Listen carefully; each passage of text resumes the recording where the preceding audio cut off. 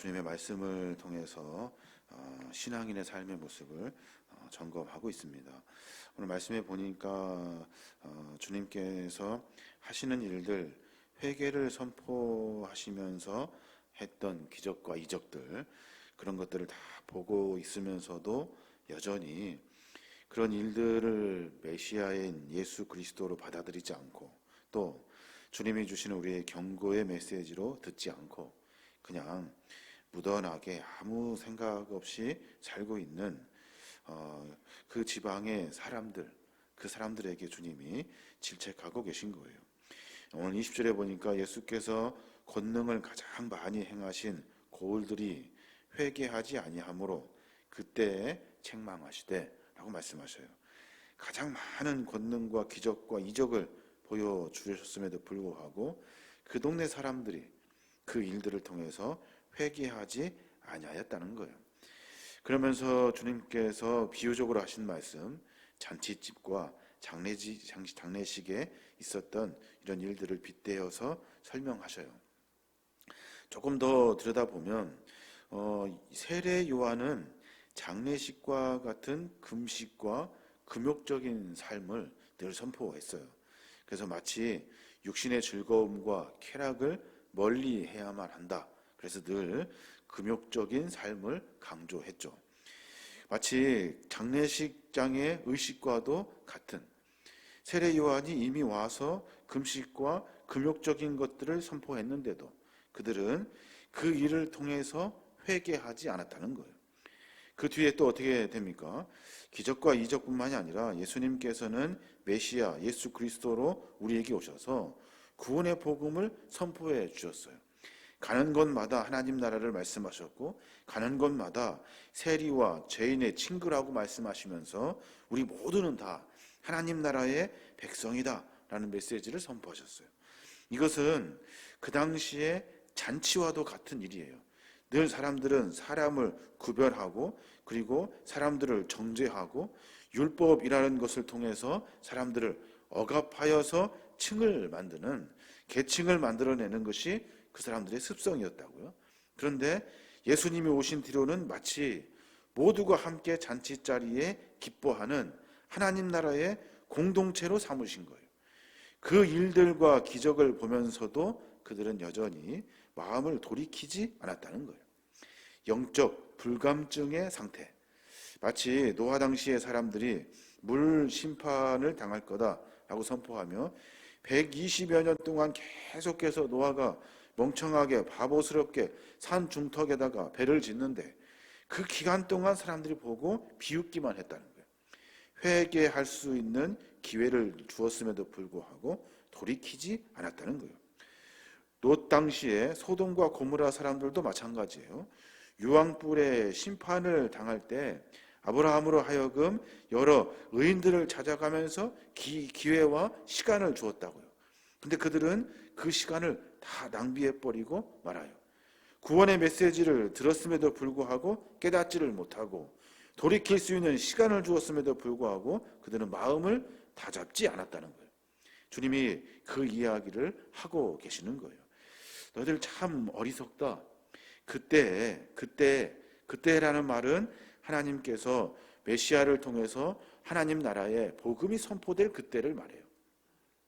뒤에 보면은 25절에 보면 그때 예수께서 대답하여 이르시되 천지의 주되이신 아버지여, 이것을 지혜롭고 슬기 있는 자에게는 숨기시고 어린아이들에게 나타내심을 감사하나이다 라고 말씀하셔요. 그러니까 이 천국의 복음을 참 지혜롭고 슬기로운 사람들에게 숨기셨다는 거예요. 지혜롭고 슬기로운 사람들은 누굽니까? 오늘 바리새인들, 서기관들, 제사장들 뿐만 아니라 주님의 복음을, 그 회개의 선포의 메시지를 들었던 사람들, 그 지혜로운 사람들을 하나님께서 다 알고 깨닫고 구원하시고 하자 하시는 계획을 그들은 다 묵살해버렸다는 거예요. 주님이 하신 말씀, 지혜롭고 슬기 있는 자들에게는 숨기셨다는 거예요. 그리고 또 어린 아이들에게는 나타내심을 감사하나이다 라고 말씀하셔요. 어린 아이들은 누굽니까? 복음을 먼저 듣지 못한 사람들, 그러니까 바리새인들, 서기관들, 대제사장들, 그런 사람들이 아니라 연약하고 늘 차별받았던 사람들, 그리고 늘 무시됐던 사람들, 그 사람들이 복음을 듣고 움직였다는 거예요. 마음이 움직이고 삶이 움직이고 주님을 향하여 발걸음이 움직여졌다는 거예요. 그 이야기들을 주님이 하고 계시는 거예요. 이라고 말씀하신 이것은 하나님의 구원의 메시지, 복음의 메시지예요.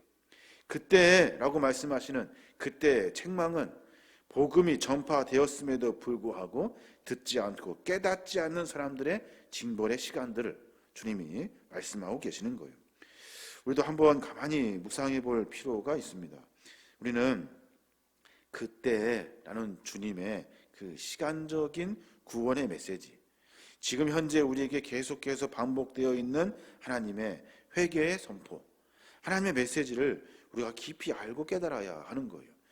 아무리 주님이 말씀하시고 선포하신다 하여도 우리가 알고 깨닫고 돌이키지 아니하면 하나님의 구원의 은혜를 맛볼 수가 없는 거예요. 옆에서 아무리 깽가라치고 그리고 기쁘고 잔치를 벌린다 하여도 잔치에 참여할 수 있는 마음이 없으면 아무것도 아니라는 거예요. 옆에서 대성통곡하며 슬프다고 아무리 울어도 우리가 그 장례 자리에 참여하여 마음을 더하지 않으면 아무 소용이 없다는 거예요.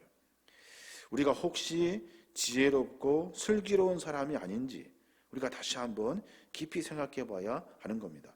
그래서 주님은 대제사장들에게 가지 아니하시고 정치인들, 높은 사람들을 억압하는 사람들, 위에 있는 사람들에게 있지 아니하시고 낮고 천하다고 무시받고 멸시받았던 사람들의 친구가 되어 주셨던 거예요.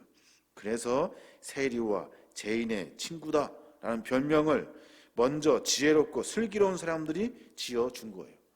똑같다. 저 사람도 무시하자. 저 사람도 마찬가지다. 저 사람도 우리가 멸시하자라고 무시했던 거예요. 주님의 복음은 주님은 이미 우리를 구원하시고자 예정부터 선포하셨고 말씀을 통해서 가르쳐 주시고 이야기해 주셨어요. 문제는 우리가 그 말을 듣고 그 말씀을 통해서 삶을 점검하고 깨달아야 한다는 거예요. 참 어려운 일인 것 같아요. 그래서 주님이 하시는 말씀 뒤에 보면 수고하고 무거운 짐진 자들아 다 내게로 오라 내가 너희를 쉬게 하리라 라고 말씀하셔요. 잘 아시는 말씀이죠. 여기 말씀에 보면 수고하고 무거운 짐진 자들이라고 말해요. 여기서 말하는 짐은 뭘까요? 짐 여러 가지로 해석할 수 있을 거예요. 여기서 말하는 짐은 지혜롭고 슬기 있다 하는 사람들이 만든 짐이에요. 율법적인 짐, 규칙을 정해야 하는 일들, 지켜야 하는 일들, 그리고 계속해서 그 규칙과 규율과 율법이라고 하는 것들 때문에 자꾸만 약해지고 가난해지고 처참해지고 더 낮아지는 이 삶의 테두리의 짐을 이야기하고 있는 거예요. 수고하고 무거운 짐진 자들아 그쪽이 아니라 예수 그리스도 하나님의 메시아를 선포하신 주님에게로 오니라 라고 말씀하시는 거예요. 그래서 29절에 나는 마음이 온유하고 겸손하니 나의 멍에를 메고 내게 배우라 말씀하셔요. 나는 마음이 온유하고 겸손하대요. 누구를 빗대어 하시는 말씀이에요?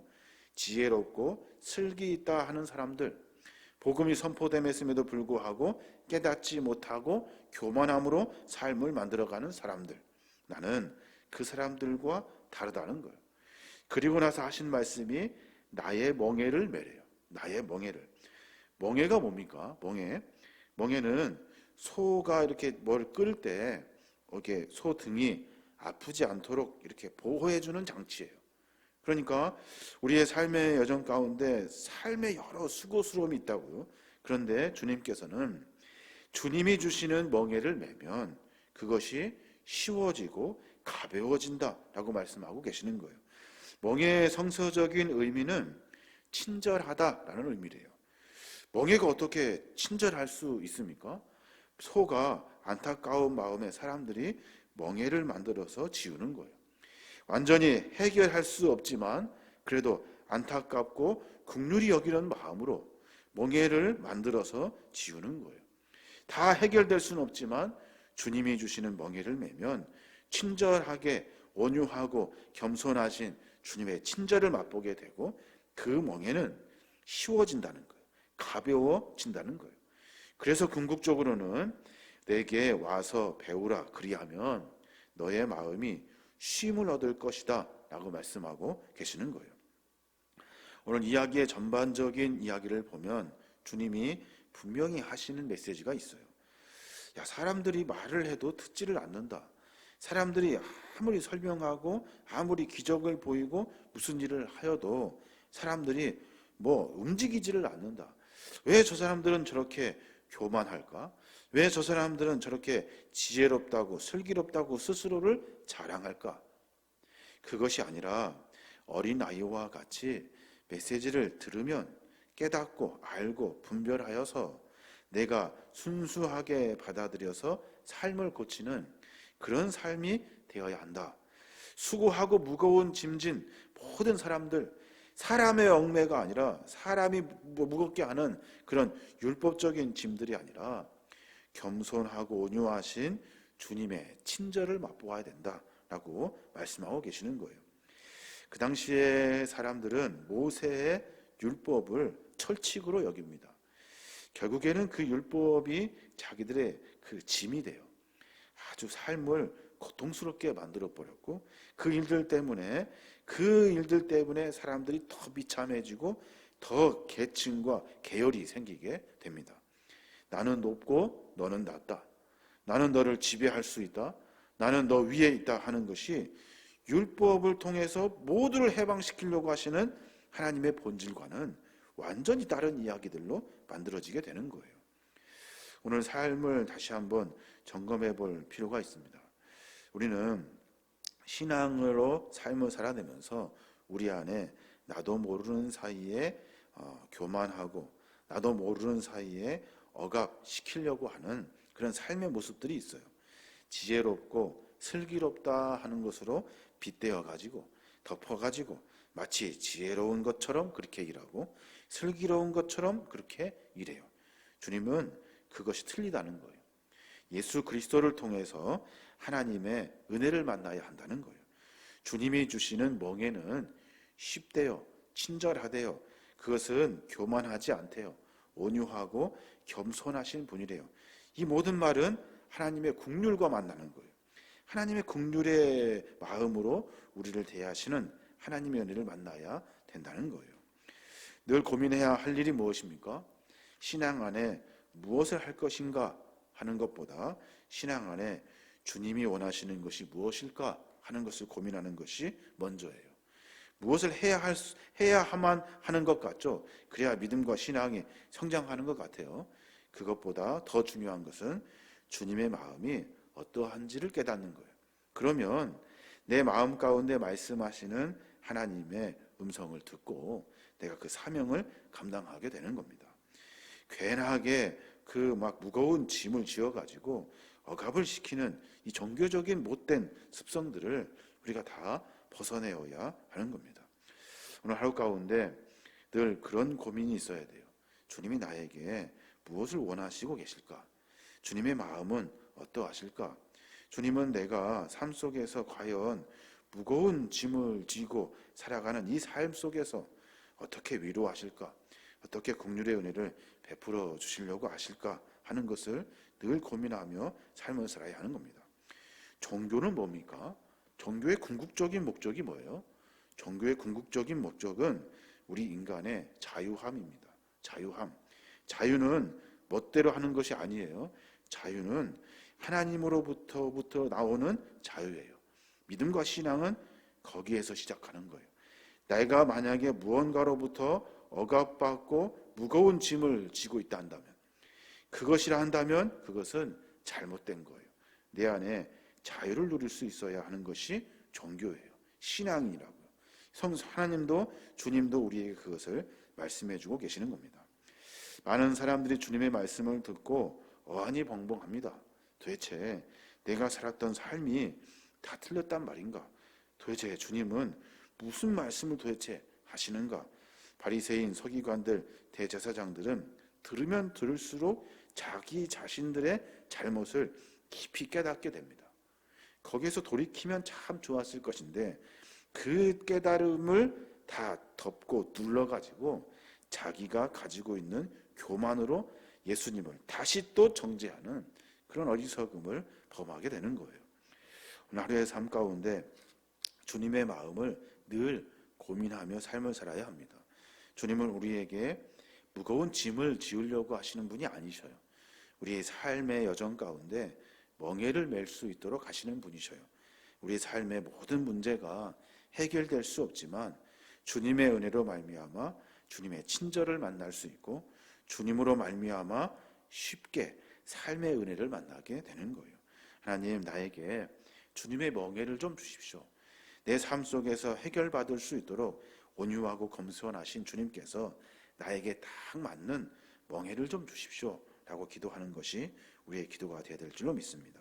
오늘 하루 가운데 그런 고백으로 말미암아 신앙과 삶의 모습에서 더 성숙하는 저와 여러분이 되시길 주님의 이름으로 축원합니다.